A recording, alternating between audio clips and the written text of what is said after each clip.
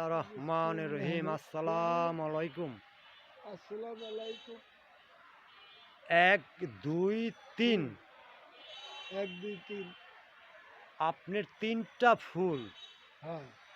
এই ৩টা ফুলের হুম। এই ৩টা ফুলের ২টা শাখাই কি বন্ধ। আপনার বন্ধ হয়ে গেছে, যা আপনার ছেলেদের অর্থ তালিকা, বাড়ি গাড়ি ঘর বাড়ি নাই। নাই। দুনিয়ার বড় বড় এমপি মাওলানারা দেখলো, তাদেরকে কি দেখে না, তারা বুঝে না। বুঝে না। তার বাবা যে বটগাছ, সেও তো বোঝে না। হ্যাঁ। চাইলে তার যে ৩টা শাখা, ৩ শাখাই সে করা লাগছে, কিন্তু ২টা শাখা তার উত্তর দিল না। উত্তর আর দিল না। যেই শাখাটা মোহাম্মদ আলী আহমদ জাহাঙ্গীর হোসেন, হ্যাঁ। সে শাখাটারে বিচ্ছিন্ন করে দিল। তার ছেলেরে বলছে গাড়ি ভাড়া দিয়ে বাড়ি পাঠিয়ে দিতে, তাই তো। হ্যাঁ। তার ছোট শাখা নাস্তা পানি খাওয়ায় বিদায় করে দিলেন। আর তার যে ২ নম্বর শাখাটা মোহাম্মদ জসিমউদ্দিন দয়াল, দয়াল। সে এখনো আশ্রয় দিয়ে রাখলেন এই বাবা নামের বটগাছটারে, বাবা আর নামের বটগাছটারে ছায়া দিয়ে রাখলো। ছায়া দিয়ে রাখলো। আর যেই ছোট ছেলে, সে নাস্তা পানি খাওয়ায়া বিদায় করে দিলেন।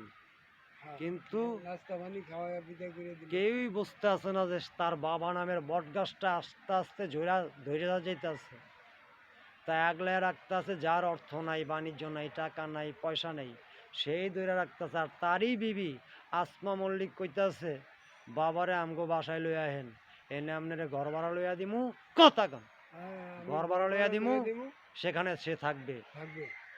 তার জ্ঞান বুদ্ধি ফেরবো, তাকে ভালো মন্দ খাওয়াইলে সে পরিবর্তন হইয়া যাইব।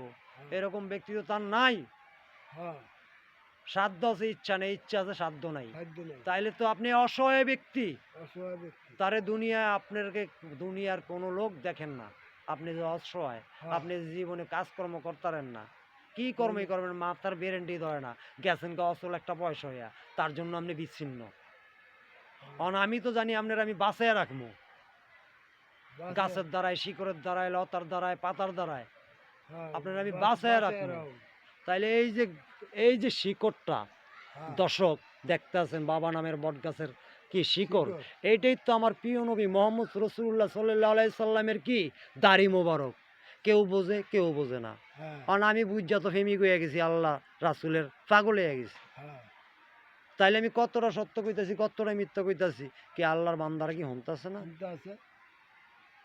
তাইলে আপনার আল্লাহ বাঁচায় রাখবেন, কি পৃথিবীর কেউ মারতে পারবে না, কেউ ধ্বংস করতে পারবে না, কেউ না খাওয়া রাখতে পারবে না।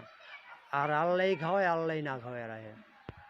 তাইলে বলেন আলহামদুলিল্লাহ। আলহামদুলিল্লাহ। আল্লাহ যেই হালে যেইভাবে রাখছেন আমাকে, তুমি খুব এইভাবে সুস্থ রাখছো। সুস্থ রাখছে। তুমি তো আমার চেষ্টার চেষ্টা, আমার খাওয়ানোর মালিক। আর তুমি তো আমার খাওয়ানোর মালিক, তুমি তো আমার শ্রেষ্ঠার শ্রেষ্ঠা। আমার আল্লাহ, আল্লাহ। আমার রব, আমার রব। তুমি আমার সব। তুমি আমার সব। তাই মালিক, এই হে মালিক। কবরস্থানবাসীর উসিলায়, আমার প্রিয় নবী মোহাম্মদ রসুল্লাহ সাল্লাল্লাহু আলাইহি সাল্লামের উসিলায় হ্যাঁ। তাকে তুমি সেবা দান করো। তার সন্তানকে অর্থ তালিকা, বাড়ি গাড়ি, ব্যাংক ব্যালেন্স বাড়াইয়া দাও। তার যে 3টা শাখা আছে, এই 3টা শাখারে পরিপূর্ণভাবে লাভবান করে দাও। হ্যাঁ, সে অসহায় ব্যক্তি, দেখো তো আল্লাহ, সে কারো ক্ষতি করতে পারছেনি? দেহ তো মালিক, তার জীবনে কারো ক্ষতি করছেনি? হ্যাঁ, সে কি এই ধরনের লোক কিনা? তুমি একটু দেহ তো আল্লাহ, তুমি দেহ তো একটু। হ্যাঁ, কি ইচ্ছা করলে হ্যার মাথার বেরেন্টে যেটা ধরে, কেউ যদি হ্যারে কাজকর্ম দিয়া বয়াত হয়, হ্যাঁ কি বয়া থাকতে পারবো না? সে কি এই লোক না কন? আল্লাহ তার ফ্যামিলিকে একটু হেদায়েত করেন, তার অল পরিবারকে হেদায়েত করেন, তার আত্মীয় স্বজন, পাড়াবশী প্রতিবেশী যে যেখানে আছে সকলকে হেদায়েত করেন। আর এই কবরস্থানবাসীকেও হ্যাঁ। মাফ করে দেন, কবরের আযাব মাফ করে দেন। কবরে আযাব মাফ করে দেন। আল্লাহ আমাকেও তুমি মাফ করে দাও। আল্লাহ আমারও তুমি মাফ করে দাও। আমিন। আমিন।